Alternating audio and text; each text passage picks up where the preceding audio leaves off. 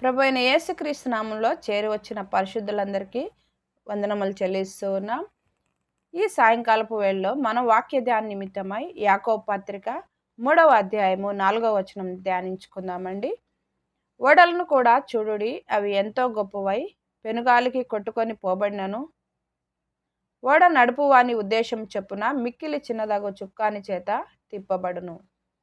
మనం ఈ వచన భాగాన్ని మనము ధ్యానిస్తూ ఉన్నప్పుడు, ఓడలను మనం చూస్తూ ఉన్నప్పుడు అవి ఎంత పెద్దవైనా సరే గొప్ప పెనుగాలి వచ్చి దాన్ని కొట్టుకొని పోతున్నప్పటికీ ఓడ నడిపే నావికుడిని యొక్క ఆలోచన ప్రకారము ఓడలోని మిక్కిలి చిన్నదగు చుక్కాని చేత నడిపించబడుతూ ఉందని ఈ వచన భాగం యొక్క భావాన్ని మనం చూస్తూ ఉన్నాం.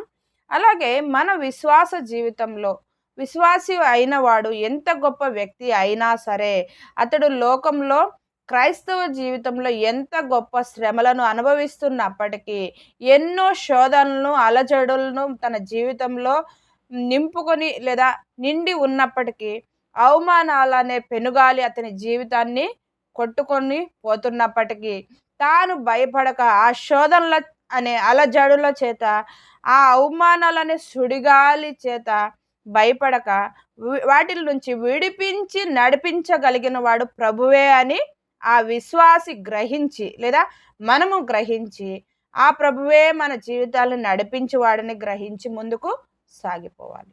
అయితే మనం ఒకసారి విశ్వాస జీవితంలో కొన్ని ఓడలను మనం చూద్దామండి. యోనా గ్రంథము 1వ అధ్యాయము 3వ వచనం మనం గమనిద్దాం. అయితే యెహోవా సన్నిధిలో నుండి తర్షీషు పట్టణమునకు పారిపోవలనని అనే మాట చూస్తూ ఉన్నాం. యోనా దేవుడు చెప్పిన మాట ప్రకారం నినివే పట్టణముకు వెళ్ళి సువార్త ప్రకటించమని చెప్తూ ఉన్నప్పుడు ఆయన దేవుని మాటకు అవిధేయుడై తర్షీషు పట్టణానికి పారిపోతున్నట్లుగా మనం చూస్తున్నాం. పారిపోవడానికి ఆయన ఒక ఓడను ఎక్కినట్లుగా చూస్తున్నాం. దేవుడు యోనాను వెళ్ళమన్న పట్టణానికి వెళ్ళి సువార్త ప్రకటించమని చెప్పినా కూడా యోనా ఏం చేస్తున్నాడు? నినివేకు వెళ్ళకుండా తర్షీషుకు వెళ్ళిపోతూ ఉన్నాడు. దేవుని మాటకు అవిధేయుడైనాడని చూస్తూ ఉన్నాం. అవిధేయుడే తర్షీషుకు పారిపోతున్నాడు. యోనా యెహోవా సన్నిధిలో నుండి పారిపోతున్నాడని లేఖనాలు సెలవిస్తూ ఉన్నాయి. దేవుని సన్నిధిలో నుండి, దేవుడు చెప్పిన మాటలో నుండి ఆయన పారిపోతున్నాడు అనగా దేవుని మాటకు అవిధేయుడై ఉన్నాడని చూస్తున్నాం. యోనా యొక్క జీవితం అనే ఓడలో దేవుని మాటకు అవిధేయత కనబడుతూ ఉంది ప్రియులారా. మరి మన జీవితం అనే ఓడలో దేవునికి అవిధేయత చూపిస్తున్నామా లేదా విధేయత చూపిస్తున్నామా అనేది పరిశీలించుకోవాలి. పరిశుద్ధ గ్రంథంలో దేవునికి అవిధేయతను చూపించి నాశనానికి నడిపించబడిన ఒక వ్యక్తి ఉన్నాడండి. ఆ వ్యక్తిని మనం గమనిద్దాం. ఆదికాండము 4వ అధ్యాయము 7, 8, 11, 12 ఇలాగ ఈ వచనాలు మనం చదువుకున్నట్లయితే అక్కడ హేబేలు కయను గురించిన సందర్భం మనకు బాగా తెలుసు.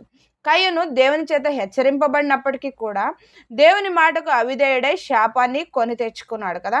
మరి మన జీవితంలో అవిధేయత నుండి లేదా అవిధేయత ద్వారా మన జీవితంలో వచ్చే శాపం నుండి తప్పించుకోవాలంటే మన జీవితం అనే ఓడకు ఏమి కావాలి? మన జీవితంలో ఒకవేళ అవిధేయత దొర్లింపబడినప్పుడు దాని నుంచి వచ్చే శాపం నుండి దొర్లింపబడాలంటే లేదా రక్షింపబడాలంటే మన జీవితం అనే ఓడకు ఏమి కావాలి? అది చూద్దాం మనం. ఆదికాండము 6వ అధ్యాయము 19, 20 వచనాలు మనం చూద్దామండి.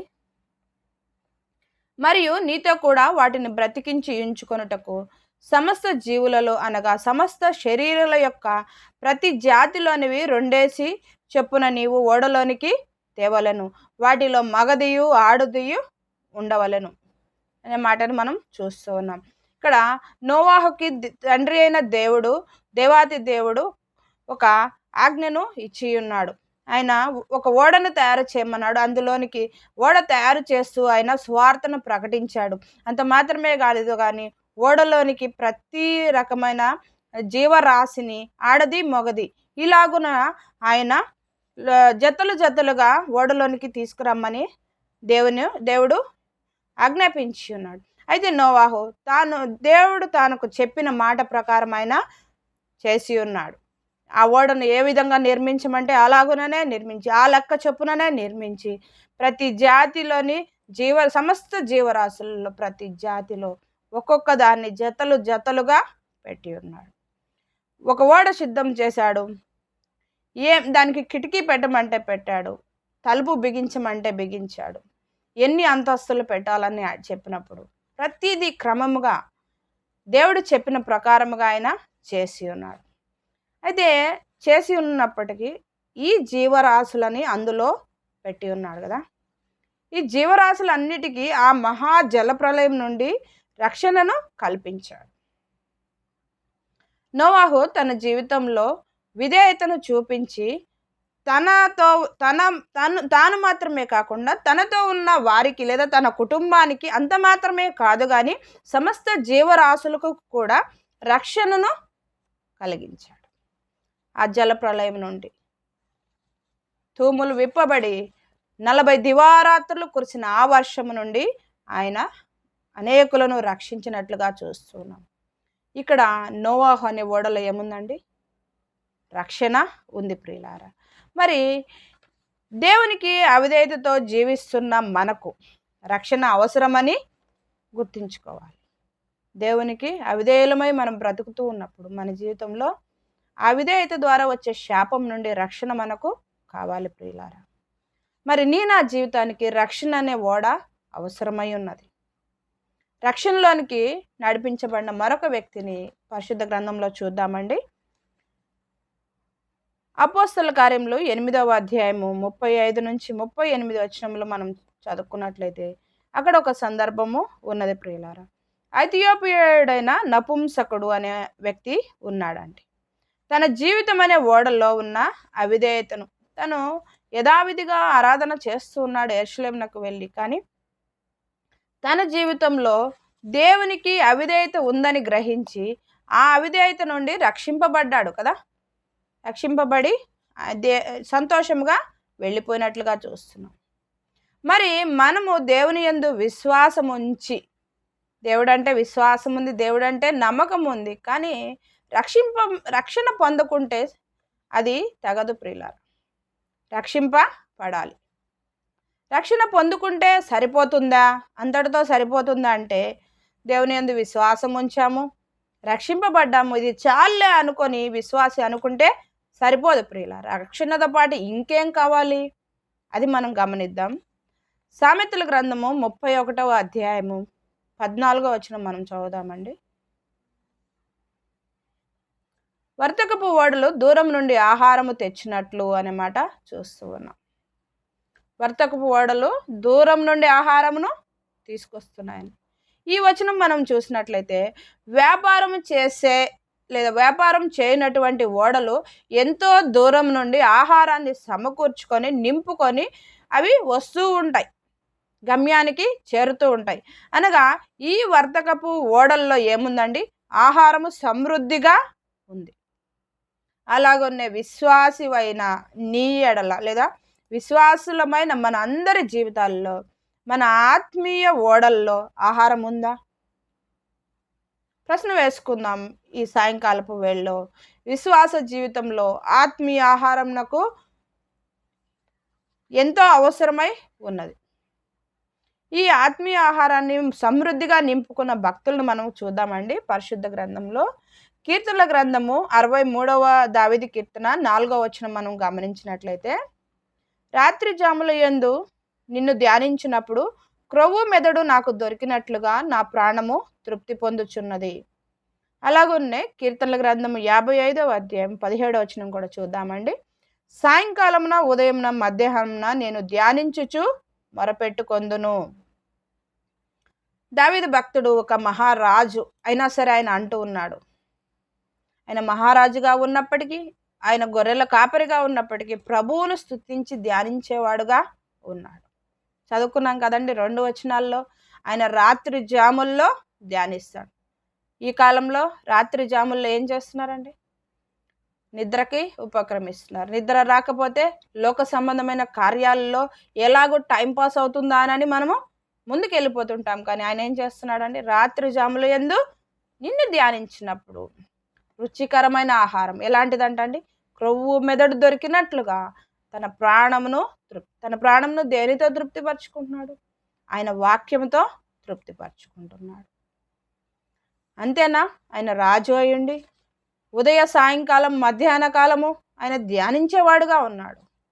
దావీదు భక్తుడు లేదా కీర్తనాకారుణ్ణి ఆయన జీవితంలో మనం చూసినప్పుడు ఆయన ధ్యానిస్తూ ఉన్నప్పుడు క్రొవ్వు మెదడు దొరికింది నాకు అంటున్నాడు ఆయన. మరి నీకు నాకు లోకంలో ఎంత వెతికినా దొరకని సంతోషం, తృప్తి, ఆనందము ఆయన వాక్యంను ధ్యానించుటలో దొరుకుతుందని మనం గమనించాలి ప్రియులారా. అలాగే ఆయన దినం నాకు 3 పర్యాయాలు ఆయన ధ్యానించేవాడు. నీవు నేను ఎంత చదువుతున్నాం? ఈ మధ్య ఒక భక్తుడు అన్నాడు, 10 రోజుల్లో 9.5 రోజుల్లో వాక్య గ్రంథం అంతా చదివాను అని.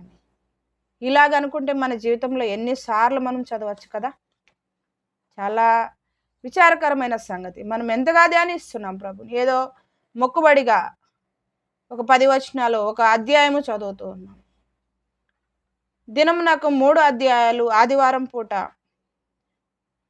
8 అధ్యాయాలు చదివినట్లయితే పరిశుద్ధ లేఖనం, పరిశుద్ధ గ్రంథము 1 సంవత్సర కాలంలో పూర్తి చేయవచ్చు. మరి విశ్వాసులమైన మనము ఎలాగూ ఆయన వాక్యాన్ని ధ్యానించే వారముగా ఉన్నామో చూసుకుందాం. మరి మన విశ్వాస జీవితంలో రక్షణ పొందుకున్న తర్వాత గ్రంథమును ఎంతగా ధ్యానిస్తున్నాం, ఎంతగా పఠిస్తున్నాం, ఎంతగా ఆ వాక్యము ప్రకారం మనము జీవిస్తున్నాం? అసలు మన ఆత్మీయ జీవితానికి సరిపడినంత ఆహారం మనలో ఉందా? ఈ ప్రశ్న వేసుకో. మన హృదయంలో వాక్యం నింపబడి ఉంటుంది కదా. మనం వింటాం, ఎన్నో కోడికల్లో మనం వింటాం. ఆ వాక్యాన్ని మన హృదయంలో ఉంచుకున్నప్పుడు అది సమయోచితంగా మనకు ఉపయోగపడుతూ ఉంది. మరి పలాని శోధన లేదా పలాని శ్రమ వచ్చినప్పుడు అది మన అవసరాన్ని బట్టి ఆ వాక్యం మనకు ధైర్యం ఇస్తుంది, గుర్తు చేస్తుంది, మన జీవితాలని సరైన బాటలో నడిపిస్తుంది. కనుక మన ఆత్మీయ జీవితానికి ఆత్మీయ ఆహారం అవసరమై ఉన్నది, ఎంతగానో అవసరమై ఉన్నదని మనము తెలుసుకోవాలి. అయితే మన జీవితంలో రక్షింపబడిన మనకు విశ్వాస జీవితంలో దేవుని యందు విశ్వాసం ఉంచి రక్షింపబడి ఆయనను ధ్యానిస్తూ ఉంటే సరిపోతుందా అని మనము ఒకసారి ఆలోచన చేసుకుంటే అది మాత్రం సరిపోదని చూడాలి. ఎంతగా నువ్వు ధ్యానిస్తున్నావు? తృప్తి పడినంతగా అనే మాట చూస్తాం. అపోస్తలుల కార్యంలో 27వ అధ్యాయం 38వ వచనంలో వారు తిని తృప్తి పొందిన తర్వాత అనే మాట ఉంది ప్రియులారా. ఈ వచనం మనం చూసినప్పుడు వారి జీవితంలో తిని తృప్తి పొందిన అనుభవం వారికి ఉంది. మన జీవితం అనే ఓడలో ఈ తృప్తి ఉందా? ఇంకా లోక సంబంధమైన రీతిగా మనం ఆలోచన చేస్తే ఉన్న దానితో సంతృప్తి చెందక ఇంకా కావాలి, ఇంకా సంపాదించాలి, ఇంకా మనము ధనము పోగేసుకోవాలి, ఈ ఆలోచనలతో ప్రతి వ్యక్తి నింపబడి ఉన్నారు. మరి ఎలాంటి తృప్తి కలిగి ఉన్నాం? నా దేవుడు నాకు ఉన్నాడు, ఈ దినము నా జీవితానికి సరిపడినంత వాక్యాన్ని నేను ధ్యానించాను, ఈ తృప్తి కలిగి ఉందా? లేకుండా అసంతృప్తిగా లోక సంబంధమైన వాటిపై మనము ఆరాటపడుతూ తృప్తి లేని వారముగా ఉన్నామా? పరిశుద్ధ గ్రంథంలో మనం చూసినట్లయితే ఉన్న వాటితో సర్దుకొని ఉన్న వాటితో సంతృప్తి పడిన వారు అనేకులు ఉన్నారు భక్తులు. వాళ్ళలో ఒకరిని మనం చూద్దామండి. ఫిలిప్పీ పత్రిక 4వ అధ్యాయం 18వ వచనంలో ఒక మాట ఉంది. నాకు సమస్తమును సమృద్ధిగా కలిగి ఉన్నది అని అంటున్నాడు. అపోస్తలుడైన పౌలు ఏమంటున్నాడండి? శ్రమలో ఉన్నాడు, కొదువలో ఉన్నాడు, అంతేకాదు కానీ తన చెరసాల్లో బందీ అయి ఉన్నా సరే, ఎంత శ్రమలో ఉన్నా, ఎంత కొదువులో ఉన్నా కూడా ఆయన అనే మాట, అన్నిటిలో సమృద్ధి కలిగి ఉన్నాను. ఎంత అనుభవం అండి, ఎంత శ్రేష్టమైన అనుభవం ఇది. ఆయన అంటూ ఉన్నాడు, సంతృప్తి కలిగిన జీవితము అపోస్తలుడైన పౌలుకు ఉంది. మరి అపోస్తలుడైన పౌలు జీవితాన్ని మనం గమనించినప్పుడు అక్కడ పౌలు దగ్గర ఉన్న వస్తువులు పెద్దగా లేవండి, అన్ని కొదవనే ఉన్నాయి. ఎప్పుడూ చింతలే, తన జీవితంలో ఎప్పుడూ శ్రమలే, ఎప్పుడూ దుఃఖమే ఉంది. కానీ అయినను దేవుని యందే ఆనందిస్తానంటాడు, దేవుని యందే సంతోషిస్తాను.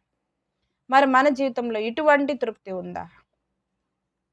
ఇంకా మన జీవితంలో విశ్వాసం అనే ఓడలో మన జీవితంలో తృప్తి ఉందా? ఆలోచన చేసుకుందాం ప్రియులారా ఈ సాయంకాలపు వేళలో. ఇంకా మన విశ్వాస జీవితం అనే ఓడలో ఏం జరుగుతుందో చూద్దామండి. మత్తయి సువార్త 8వ అధ్యాయము 24వ వచనం నుంచి మనం గమనిస్తుంటే 24 నుంచి 26 వరకు చూద్దాం. ఇక్కడ స్వయాన ప్రభువే ఆ ధోనిలో ఉన్నట్లుగా చూస్తూ ఉన్నాం. ప్రభువే ఆ ధోనిలో ఉన్నాడు. సముద్రంలో తుఫాను అలజడి రేగింది. శిష్యులందరూ భయపడిపోతూ ఉన్నారు. ఎవరున్నారండి ఇక్కడ? ప్రభువే ఆ ధోనిలో ఉన్నాడు. ప్రభువే నీ జీవితంలో ఉన్నాడు. అయినా నీకు పరీక్షలు ఉంటాయి. ఆ ప్రభు ఉండి కూడా నీ జీవితంలో పరీక్షలకు అనుమతి ఇస్తాడు. మరి మన విశ్వాస జీవితపు ఓడలో పరీక్షలు జరుగుతున్నాయా? ఉన్నాయా అండి ఈ పరీక్షలు? గెలుస్తున్నామా ఈ పరీక్షల్లో?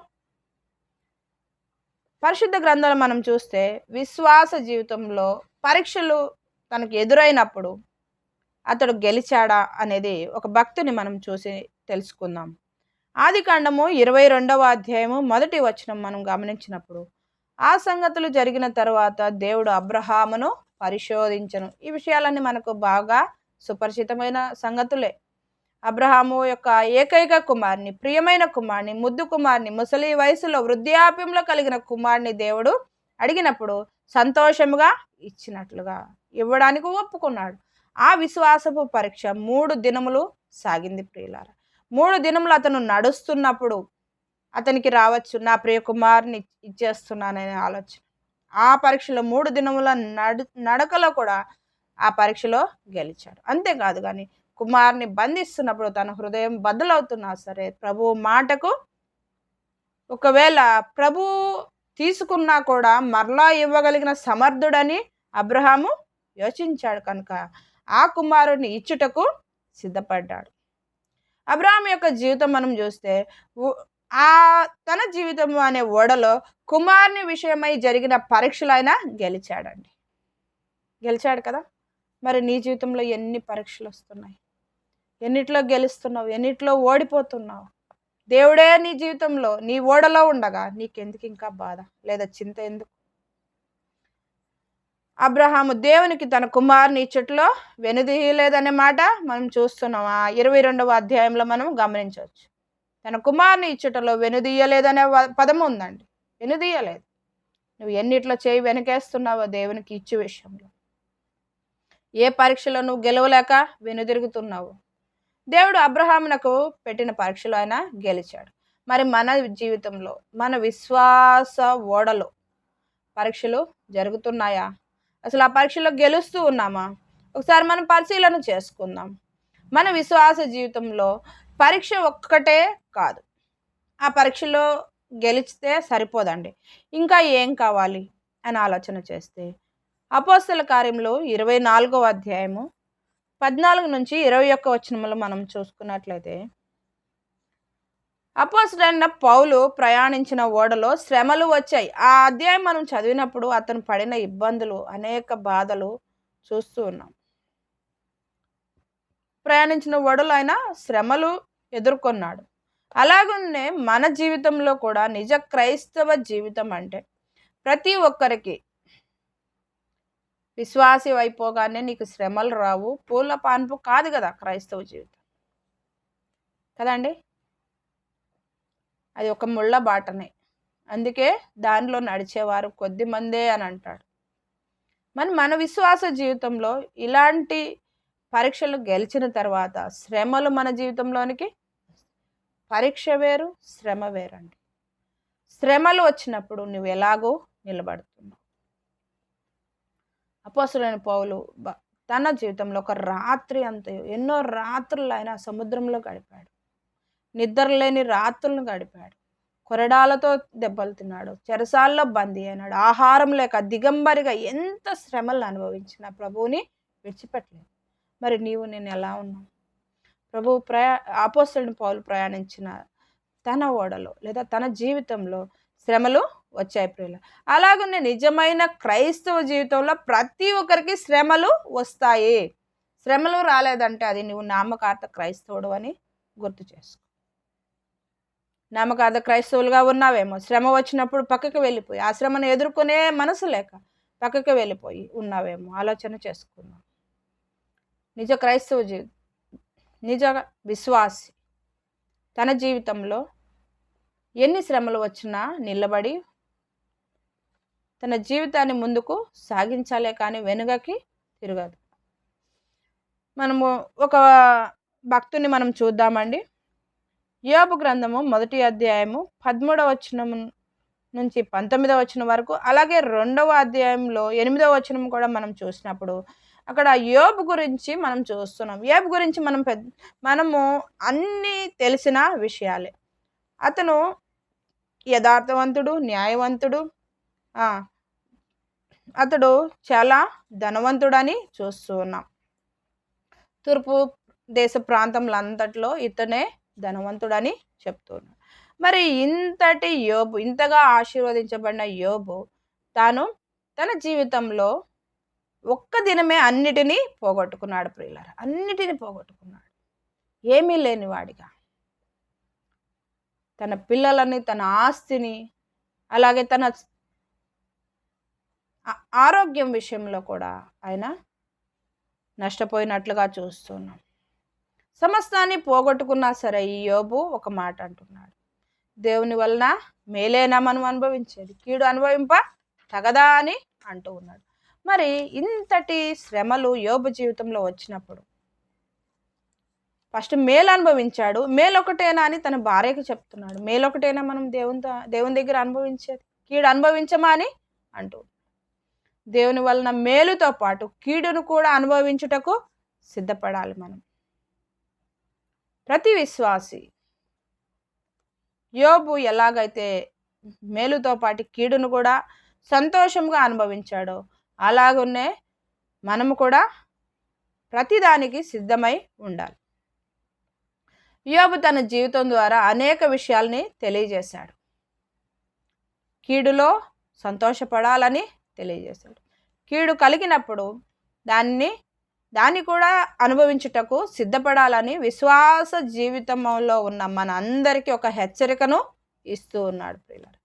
మరి మన విశ్వాస జీవితపు ఓడలో శ్రమలు వచ్చినప్పుడు మనము ఎలాగున్నాం? కృంగిపోయే వారంగా, వెనుదిరిగే వారంగా ఉన్నామా? అలాగ ఉండకూడదని ఈ సాయంకాలపు వేళలో మనం హెచ్చరింపబడుతూ ఉన్నాం. శ్రమతో మన జీవితంలో శ్రమలు వచ్చినప్పుడు, మనం కొట్టబడుతున్నప్పుడు మన జీవితపు ఓడ ఆగిపోతుందా? ఆలోచన చేసుకుందాం ప్రియులారా. అలాగూ నిలిచిపోవటకు దేవుడు నిలిపేస్తాడా? శ్రమలు మన జీవితంలో అలాగే ఉండిపోతాయా? శ్రమలు మన జీవితానికి కొన్ని అనుభవాలను నేర్పించి వెళ్ళిపోతాయండి. అలాగుననే శ్రమలు మనతో ఉండవు ప్రియులారా. అవి మనకు కొన్ని మేలులను, కొన్ని మార్గాలను చూపించి వెళ్ళిపోతాయి. అలాగూ శ్రమలతో కొట్టబడి మన జీవితంలో స్థిరపడిన తర్వాత ఆ శ్రమలతో పాటు ఆశీర్వాదాలు కూడా మన జీవితంలో ఉంటాయని తెలుసుకుందాం. ఖచ్చితంగా దేవుడు మన జీవితంలో శ్రమలను మాత్రమే అనుమతించడు, దానితో పాటు ఆశీర్వాదాలను కూడా ప్రవేశపెడతాడు. కనుక ఆశీర్వాదాలు మనం పొందుకోవాలంటే మనకు కలిగిన శ్రమలలో మనం వెనుదిరగక వాటిని ఎదుర్కొని ముందుకు సాగిపోవాలి. అలాగే మన జీవితంలో శ్రమలు అనుభవించి దానికి సిద్ధపడినప్పుడు శ్రమలచే కొట్టబడి ఖాళీ అయిపోయిన మన జీవితపు ఓడల్లో ఆయన ఏం నింపుతాడండి? ఆశీర్వాదమును నింపేవాడిగా ఉన్నాడు. యోహాను సువార్తలో మనం ఒక మాట చదువుకుందామండి. యోహాను సువార్త 21వ అధ్యాయము 3 నుంచి 6 వచనాలు మనం గమనించినప్పుడు, ప్రభువు ఖాళీగా ఉన్న దోణెను విస్తారమైన చేపలతో నింపిన సందర్భం అది చూస్తూ ఉన్నాం. విస్తారమైన చేపలతో నింపినట్లుగా మన జీవితంలో, మన జీవితం అనే ఓడలో శ్రమలు చేత కొట్టబడి ఖాళీ అయిపోయినప్పుడు, మనకు ఖాళీ అయిన తర్వాత విస్తారమైన దీవెనలు కలిగిస్తాడు, ఆయన నింపుతాడు. అలాగూ నింపబడిన ఒక భక్తుడు మనకు బైబిల్ గ్రంథంలో ఉన్నాడు కదా. ఆదికాండం 37వ అధ్యాయం 28వ వచనంలో మనం చూసినప్పుడు ఆయన యోసేపు కదా, అన్నల చేత ద్వేషించబడ్డాడు, అమ్మివేయబడ్డాడు. యోసేపు కుటుంబ ప్రేమకు దూరమైనాడు. అలాగే మనం ఆలోచన చేస్తే పరాయి దేశంలో ఆయన ఉన్నాడు, దాస్య జీవితాన్ని అనుభవించాడు, జైలు జీవితాన్ని భరించాడు. ఇంత శ్రమలు అనుభవించిన తర్వాత చెప్పన సఖ్యము కాని దేవుని దీవెనలు ఆయన పొందుకున్నాడు. అసలు ఎంతటి దీవెనలు కదండి. మెప్పుకోలు పొందుకున్నాడు. ఎవరి దగ్గర? ఫరో అంతటి వాని దగ్గర మెప్పుకోలు పొందుకున్నాడు. ఐగుప్తు దేశం అంతటికి ఆయన ప్రధానమంత్రి అయినట్లుగా మనం చూస్తున్నాం. మన జీవితపు ఓడల్లో దేవుడు ఆశీర్వాదాలు నింపుతాడనే దానికి ఈ యోసేపు జీవితము ఒక ఉదాహరణగా మనం చూడవచ్చు. శ్రమలలో మనం ఆలోచన చేసినప్పుడు మనం కృంగిపోకుండా ధైర్యంగా ఎదుర్కొని దాని ప్రకారం మనము వాటిల్లో నుంచి గెలుపును లేదా ఆశీర్వాదాన్ని మనం పొందుకోవాలి. అంత మాత్రమే కాదు కానీ మన విశ్వాస జీవితం అనే ఓడ మాత్రమే ఆశీర్వదించబడింది. సంతోషమే. అన్ని శ్రమల్లో ఎదుర్కొన్నావు, ఆశీర్వాదాలు మెండుగా పొందుకుంటున్నావు. అంతటితో సరిపోతుందా అంటే అంతటితో సరిపోదండి. మరి ఇంకేం కావాలి? మనం ఒక్కటే ఆశీర్వదించబడితే సరిపోతుందా? ఇతరులు కూడా ఆశీర్వాదంలోనికి మనము తీసుకొని రావాలి. వాళ్ళని కూడా మనము ఆశీర్వదించబడినట్లుగా మనం చేయాలి. అందుకు మనం ఏం చేయాలని ఆలోచన చేస్తే మత్తయి సువార్త 13వ అధ్యాయము 1 నుంచి 3 వచనాలు మనం గమనించినప్పుడు, మత్తయి సువార్త 13వ అధ్యాయము 1 నుంచి 3 వచనాలు, ఆయన ధోని ఎక్కి కూర్చుండి వారికి బోధించను అనే మాట చూస్తున్నాం. అంటే ఇక్కడ ఏం జరుగుతుంది? ఆ ధోనిలో సువార్త ప్రకటిస్తున్నాడు ప్రభు. ఆ ధోనిలో సువార్త ఉన్నది. మరి మన జీవితపు ధోనిలో సువార్త ఉన్నదా? మన జీవితం ద్వారా సువార్త అందించబడుతుందా? అలాగున్న సువార్త మనం అందించాలి. ధోనిలో సువార్తను దేవుడు అందిస్తున్నాడు, వాక్యాన్ని బోధిస్తున్నాడు. మరి నీ జీవితం అనే ఓడలో ఎంత సువార్త అందించబడుతూ ఉంది? ఎంత దేవుని కార్యాలు చేయబడుతూ ఉన్నాయి నీ ద్వారా? నిన్ను ఆయన సెలెక్ట్ చేసుకున్నాడంటే, నిన్ను ఇంకా భూమి మీద ఉంచాడు అంటే ఆయన పని నీ ద్వారా జరిగించుకోవాలని ఆయన ఆలోచన కలిగి ఉన్నాడు. ఒక ప్రణాళిక నీ పైన ఉన్నది. మరి నీవు ఎలాగున్నావు? నీ ద్వారా సువార్త వెళుతుందా? నీ ద్వారా అనేకులు రక్షింపబడుతున్నారు, అనేకులు ఆశీర్వాదంలోనికి వస్తున్నారా? ఇవన్నీ మనం ఆలోచన చేయాలి ప్రియులారా. అయితే ఇలాగున్న వారి జీవితంలో కొంతమంది భక్తుల జీవితంలో సువార్త వెళ్ళిన వారిని మనం చూద్దామండి. అపోస్తల కార్యములు 4వ అధ్యాయము 19-20 వచనాలు మనం గమనించుకుందాం. పేతురు యోహానుల జీవితము ఇక్కడ మనం చూసుకున్నట్లయితే వారి జీవితంలో సువార్త ఉన్నది ప్రియులారా. మేము కన్న వాటిని విన్న వాటిని చెప్పక మానలేము అని అంటున్నాం. చూడండి, వాళ్ళు ఎంత దేవుని ఎదుట దేవుని కార్యాలు చూశారో వాటిని మేము చెప్పకుండా ఉండలేమంటున్నారు. భక్తుల జీవితంలో సువార్త పరిచర్య విస్తరించింది. మరి మన జీవితంలో ఎన్ని చెప్పకుండా మానేస్తున్నాం? ఎంతకాలం చెప్పకుండా వెళ్ళిపోతున్నాం? మౌనిగా వెళ్ళిపోతున్నాం. నీ తోటి వారికి, నీ ప్రయాణికులకు, నీ ఇంటి వారికి, నీ పొరుగు వారికి, నీ స్నేహితులకు, నీతోటి పని చేస్తున్న వారికి ఎంతమందికి నీవు సువార్త అందిస్తూ ఉన్నావు? ఈ సాయంత్రపు వేళలో ఆలోచన చేసుకుందాం. మన జీవితం అనే ధోనిలో సువార్త ఉండాలి ప్రియులారా. ఈ విధంగా అవిధేయతను విడిచిపెట్టి రక్షణను గట్టిగా పట్టుకొని దినదినము మనము ఆత్మీయ ఆహారాన్ని లేదా పరిశుద్ధ గ్రంథాన్ని ధ్యానించుకుంటూ లేదా తీసుకుంటూ జీవితంలో తృప్తి కలిగి జీవిస్తూ విశ్వాస పరీక్షలో మనము గెలుస్తూ లేదా విశ్వాస జీవితంలో వచ్చిన అనేక సవాళ్ళను ఎదుర్కొంటూ వాటికి విజయాన్ని పొందుకుంటూ శ్రమలు వచ్చినా సరే కృంగిపోకుండా ఆశీర్వాదాన్ని పొందుకొని సువార్త ప్రకటన ద్వారా అనేకులు మనము ఆశీర్వదించబడిన ఆ స్థితిలోనికి తీసుకొని రావాలంటే లేదా అనేకులను ఆశీర్వదించబడే పరిస్థితులకు నడిపించాలంటే మన జీవితంలో ఏముండాలి ప్రియులారా? చూద్దామండి ఏముండాలో. అపోస్తల కార్యంలో 27వ అధ్యాయము 29వ వచనం మనం చూసినప్పుడు, ఆ ఓడను 4 లంగర్లను వేసి అనే మాట చూస్తాం. ఆ ఓడకి ఏమున్నాయంటండి? 4 లంగర్లు ఉన్నాయి. సముద్రపు మధ్యలో తుఫాను దాటికి ఓడ స్థిరముగా ఉన్నదంటే, లేదా స్థిరముగా ఉండాలంటే, ఆ తుఫాను కలిగించే నష్టాన్ని ఎదుర్కోవాలంటే ఆ ఓడకి 4 లంగర్లు అవసరం ప్రియులారా. ఆ 4 లంగర్లు వేసినప్పుడు ఆ ఓడ స్థిరంగా ఉంటుంది. ఎంత పెద్ద అలలు దాని మీద కొట్టబడుతున్నప్పటికీ కూడా ఆ ఓడ స్థిరంగా చెదిరిపోకుండా ఉంటుంది. అలాగున్నే విశ్వాసం అనే జీవితంలో, లేదా విశ్వాసపు జీవితంలో ఓడ ఫలభరితంగా ఉండాలంటే మన విశ్వాస జీవితానికి కూడా 4 లంగర్లు అవసరమైనది. ఏంటండి ఆ 4 లంగర్లు? మనం చూద్దాం ఆ మాటలు. అపోస్తల కార్యంలో 2వ అధ్యాయము 42వ వచనం మనం చూసినప్పుడు, అపోస్తలుల బోధ, సహవాసము, రొట్టె విరుచుట, ప్రార్థన చేయట, ఇవి 4 లంగర్లు మన జీవితానికి అవసరమై ఉన్నాయి ప్రియులారా. ప్రతి విశ్వాసి ఈ 4 లంగర్లను కలిగి ఉన్నప్పుడు సమాజమును కూటము మానక, సమాజముగా కూడుట మానద్దు అంటున్నాడు లేఖనాలు. మరి మనం ఎలాగున్నాం? దేవుని మాటకు విధేయత చూపిస్తున్నాం అంటున్నామే కానీ ప్రతి మాటకు మనము ఆయనకు తలవంచాలి కదా. ఈ 4 లంగర్లు మనం కలిగి ఉన్నప్పుడు మన జీవితంలో ఎటువంటి ఒడిదుడుకులు వచ్చినా సరే, తమ క్రైస్తవ లేదా విశ్వాస జీవితంపై ఎటువంటి ఒడిదుడుకులు పడినా సరే చెదిరిపోకుండా, పడిపోకుండా స్థిరంగా ఉండాలంటే ఈ విశ్వాసికి, లేదా ప్రతి విశ్వాసికి ఈ 4 లంగర్లు ప్రాముఖ్యమైన స్థానముగా ఉండాలి ప్రియులారా.